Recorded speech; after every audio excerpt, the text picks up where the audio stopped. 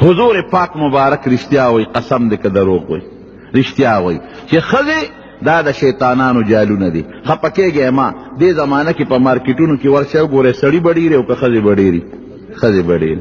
او په کم لباس کې بار دا زنانه ګرځي، په نرو جامو کې ګرځي. نبی علیہ السلام فرمائی وی اخر زمانه کې به ښځې څنګه جامې به اغوستی او بربنډې به کاسیات عاریات، جامې به اغوستی او بربنډې به. صحابو ته خو د دې زمانې دا نری لباس د سیپون جوړې او د جارجټ لوپټې یې نه ویلې دي. هغې به وی دا به څنګه ای صاحب، جامې به اغوستی بربنډې به وی، او جامې به اغوستی او بربنډې به. او پلاره چې ځي مائلات ممیلات، دی بزان سړو ته مایل کوي، داسې تلل به کوي، او سړي بزان ته رامایل کوي. رؤوسهن کاسنمة البحت، او سرونه به داسې د مکې لوړ او کاږه به وړي لکه عربو کې دا سره اوښان د بهتي لوړ قباني وي، او داسې یو طرف ته مایلي چې په لاره ځي نو د کاږه به په لاره رواني، سټ به په لاره کوږ رواني چې سړي راته رامایل شي. رښتیا وایه حضور پاک مبارک چې څه خبره کړې ده هغه ده که نه ده؟ اوس د جارجټ لوپټه چې د کمې ښځې په سري، د ښځې وجود عورت دی، چې دا مونځ کوي که مخې ښکاري نو خیر دی، که لاسونو دا تلی ښکاري نو پروا نشته. او بعض علما وی نه خیر دی که دا ګوتې یا د پاسه د لاس دا شا دا ښکاري نو ام خیر دی. بلکې بعض علما وی چې نه ګوتې به ښکاري، دا د پاسه حصه به نه ښکاري، تلی دی ښکاري. زه خیر دی که دا د پاسه حصه او تلی ښکاره شي پروا نشته. دارنګې د خپو تلی که ښکاري پروا نشته، او که د خپو د ګوتو د پاسه دا پنجه ښکاري، بعضې علما وی دا به م پټی، خو دا ګرانه ده که دا م ښکاره شي پروا نشته. ګیټونه لاندې حصه به پټی، پنډی به پټي، سټ به پټي، ویښته به پټي. که دې کې دا ښکاره شو مونځ یې ورسره نه کېږي. اوس تاسو نه تپوس کوم دلته ناست شو، کمې ښځې چې د سیپون یا د جارجټ لوپټه په سر کړي نو ویښتې ته بار ښکاري که نه ښکاري؟ مونځ به د کم ځای نه وشي. یا سټ ته بار ښکاري، سټ ټول اندام دې ښکاره شو، مرۍ ته بار ښکاره شوه، مونځ د کم ځای نه وشو. غوږونه یې ښکاره شو، څونه اندامونه ښکاره دي. داسې جامع غوندې لباس پرتوګ چې د هغې نه دننه پنډی ښکارېږي نو مونځ به د کم ځای نه وشي. او ورونو ګوره یاد وساتئ، که یو ښځه وایي زه خو په کور کې دننه مونځ کوم، زما ویښته ښکارېږي نو ښکارېږي دی. نه، ښځه که داسې کوټه کې مونځ کوي چې دروازه ځان پسې بنده کړي، هېڅوک هم نی، بیا هم عورت پټول وله فرض دي. داسې کوټه کې چې هېڅوک نی، بیا به هم سر پټی، بیا به هم سټ پټی، بیا به هم مری پټی، بیا به هم لیچې پټی، او بیا به هم پنډی پټی. او که دغه پټه کوټه کې وجود ښکاره شو نو بیا مونځ ورسره نه کېږي. د دې ښځو مونځونه بیا کېږي؟ قطعا نه کېږي. نوک پالش چې ښځه پر نوکونو مږي، نوک پالش سره د کم ځای نه اودس کېږي. او که ښځه په لوی اودس ماتي کې ده، په غسل کې ده، او نوک پالش په نوک پورې دی، لاندې اوبه نه ورځي، دا ګناهګاره ګرځي، دا پلیته ګرځي. نه اودس صحیح کېږي، لاندې نوک اوچ پاتې شو، د پاسه پې دغه پروت دی، د نوک پالش هغه رنګ پې د پاسه پروت دی. که غسل کوي لاندې اوچ پاتې شو، اودس ونه شو، غسل نه وته، که مونځ کوي څونه ګناهګاره به ګرځي. نوک پالش د ښځو دپاره ګناه. او راشه وګوره ښځې پورې کوي که نه پورې کوي؟ دا څومره ګناهونه دي د ښځو. نکري دې پورې کې ښځه، نکري ده چې په نوک ولګي، د نوک عیسه وګرځېده، د نوک جز وګرځېده، هغه د نوک نه بیا نه لرې کېږي.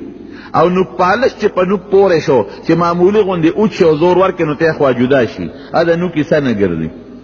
ښځې نوکونه پرې کوي، کنک پرېږدي یې اوږده اوږده نوکان.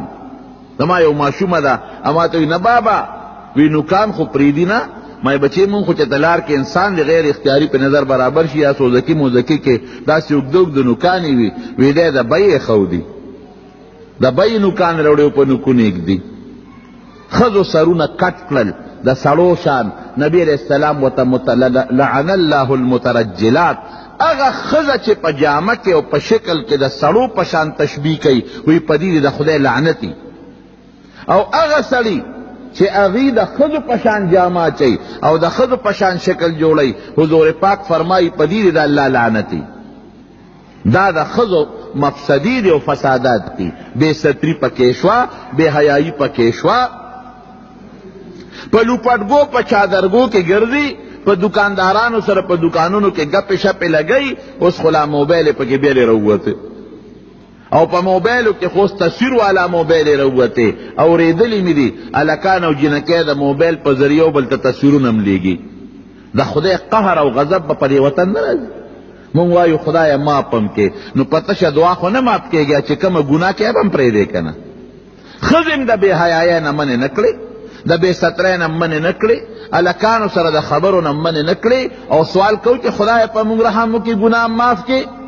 د ګناه خو پرېږده نو بیا توبه وباسه. رونو اوس د دې ښځو دا بې ستري او بې حیایي او د دې ښځو دا مونځ نه صحیح کېدل، دې له د مدرسې ضرورت شته او که نشته؟ تاسو راته ووایئ کم ځای به زده کوي؟ دې له پکار دي چې دیني مدرسه کې دا ماشومان جنکۍ داخله کې علم پې وکړئ، قرآن پې زده کړئ، احادیث پې زده کړئ، دینی مسائل فقه پې ووایئ چې ښځو ته پته ولګي چې په کم لباس کې به زه مونځ کوم، بار بس په کم لباس کې وځم. ښځو سړو سره مې خبرې جایز دی او که جایز نه دي، د پردې څه حکم دی، د ماشوم د لویولو څه حکم دی، او د ماشوم د تربیت څه حکم دی، د خاوند څه حقوق دی، د سخر څه حق دی، د خواښې څه حق دی، د لیورونو او د اندروریانو څه حق دی، د ګاونډي څه حق دی، ډوډۍ به حلاله حرامه پسې پیژنم. دا خو هله کېږي چې دې مدرسه کې داخله کړي. اوس تاسو نه تپوس کوم د دې خبرو نه پس د ښځو د مدرسو ضرورت شته او که نشته؟ سړو چې څنګه د نبي علیه السلام نه علم زده کړی دی، حضرت ابو هریره رضی الله عنه، عبداللہ بن مسعود رضی اللہ عنہ، حضرت انس بن مالک رضی اللہ عنہ، حضرت مغیرہ بن شعبہ رضی اللہ عنہ، دا صحابہ کرامو دی دا حضور پاک نے دین زدکا حدیث و قرآن و امت و رسو دا غرنگی خضور ذکر دی. حضرت عائشہ صدیقہ رضی اللہ عنہ، ابو ہریرہ سے دا 3,000 او دا 500 او دا 300 او یو احادیث و حافظ دی. دا نبی علیہ السلام تقریباً 5,000 احادیث اغیات کری دی امت تے رسول دی، او عائشہ بی بی دا سونا حادیث حافظ دا 2,200 احادیثا نیم پا نیم اور سر چلے دلینا 2,200 احادیث حضرت عائشی صدیقی امت تے رسول دی. ممکن دا چریر بہتا یادو خوچے کم امت تے رسیدلی اگر 2,200 احادیث تی دا حضور پاک نبی او اے عمر سونا سڑے حیران شو. عائشہ بی بی نبی علیہ السلام چه کل وفات کے در 13 کال ہوا نو علم چه سنگ سڑو زکڑے دے دا قرنگے خزم زکڑے دے، عائشی بی بیم زکڑے دے. یوزل چا ورطوئی زمان پا دے وطن کم دا رواج دے چه خلق دا اخترون پا منس کی ودون نکی دا چه دکا نشتا الکوی اخترون منس کی وادم کئی دا سپیر دے. دا دا جاہلیت دا زمانے خبر دا اگا زمانے کی بیم پا شوال کی چا وادن نکو وی ولی وی دا سپیر دے.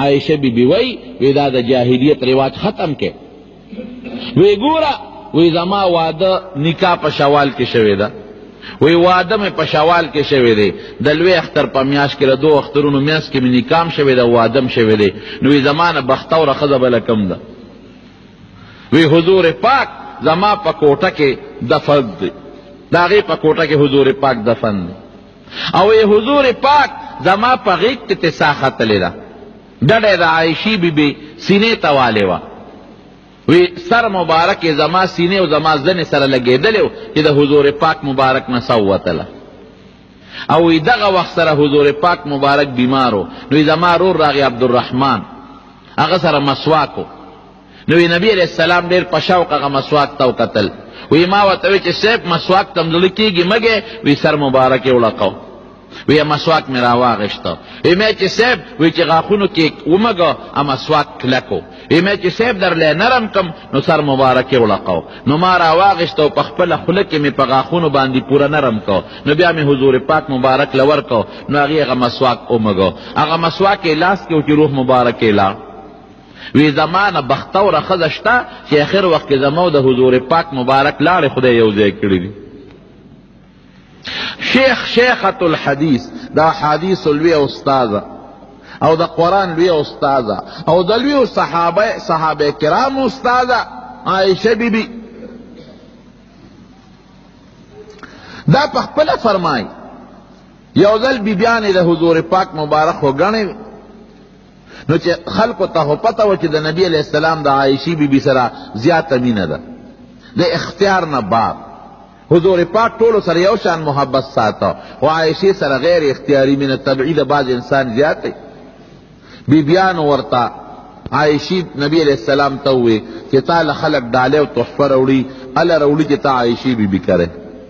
نو دې خلکو ته اعلان وکړه چې زه کمې بیبي سره یم ماله تحفه رالیږې، یوازې عائشې بیبي سره چې یم یوازې هلته مه رالیږې. غږ یې ونه کړ. بیا دوی فاطمې رضی اللہ عنہ ته ووی وی ته حضور پاک مبارک ته ووایه چې دې خلکو ته اعلان وکړي ځکه چې د عائشې بیبي په کوټه کې نو خلک ډالۍ راوړي او چې نورو بیبیانو سره خلک نه رالیږي. اعلان دې وکړي چې ټولو بیبیانو سره چې زه یم رالیږې. چې فاطمې رضی اللہ عنہ نبی علیہ السلام ته الوی نو حضور پاک ورته وی بچی لا توزینی فی عائشہ، د عائشې په حق کې ما مه خفه کوه. قسم دی وی چې نور بیبیانو سره د چته ناست یم وحی نه راځي او عائشې بیبي سره چې زه په هغه څادر کې یوازې ملاست یم بیا هم جبریل راځي او وحی راوړي. دا د هغې فضیلت او څونه هوښیاره وه.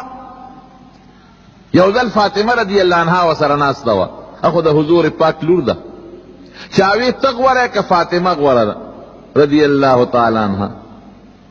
حضرت فاطمه رضی اللہ عنها وی زه غوره یم.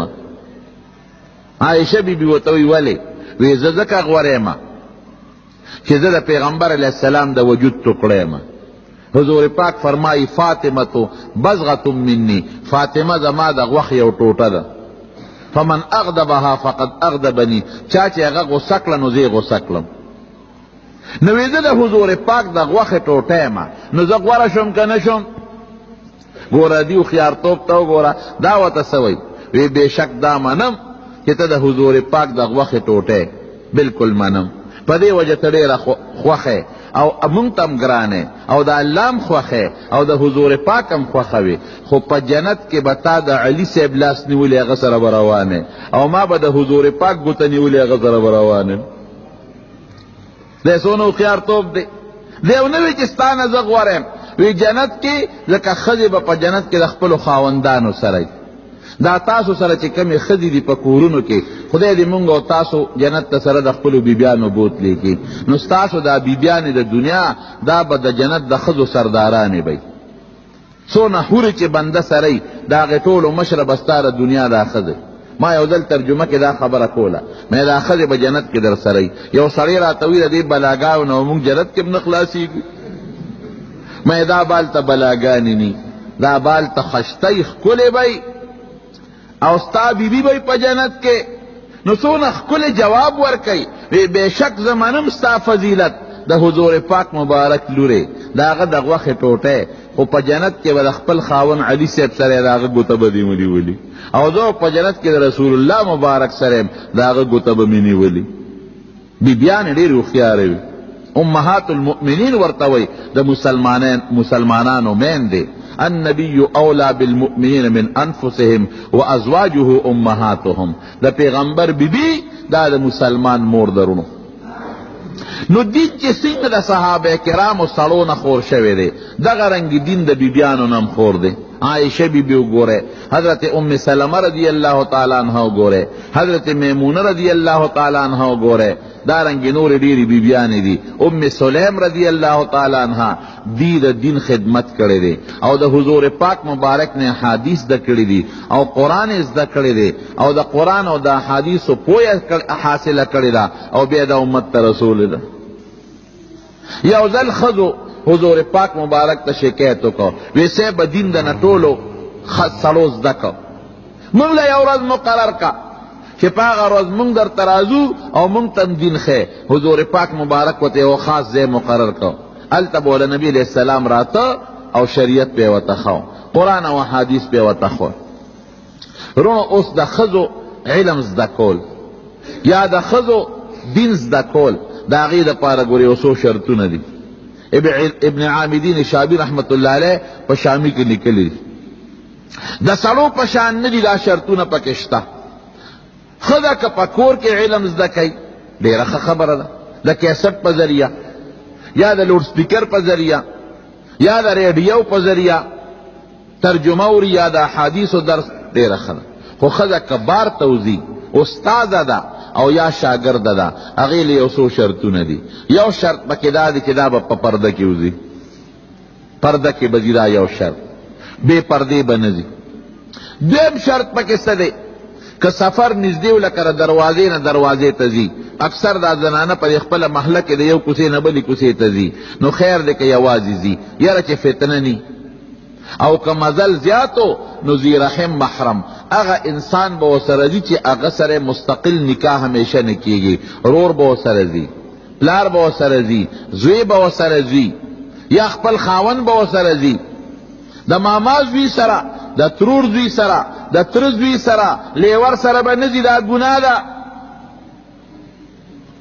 دریم څه دي؟ دریم شرط دا چې کوم ځای کې دین زده کوي هلته به سړي نه اختلاط مع الرجال، کو ایجوکیشن چې ورته وایي، دا بني، ځان له ښځې بی، سړي بني.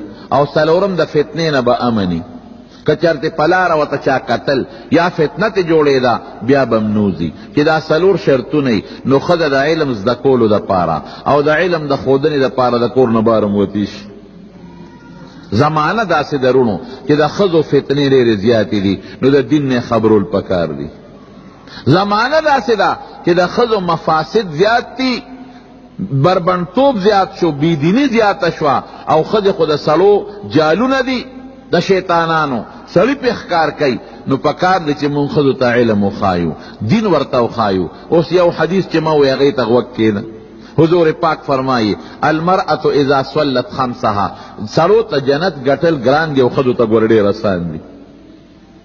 د ښځو مجبورۍ زیاتې دي، سړو ته جنت ګران، ښځو ته آسان. حضور پاک فرمایي المرأة اذا صلت خمسها، چې پنځه منځونه خپل کوي، وصامت شهرها، او د رمضان روجې نیسي، واحسنت فرجها، د خپل اندام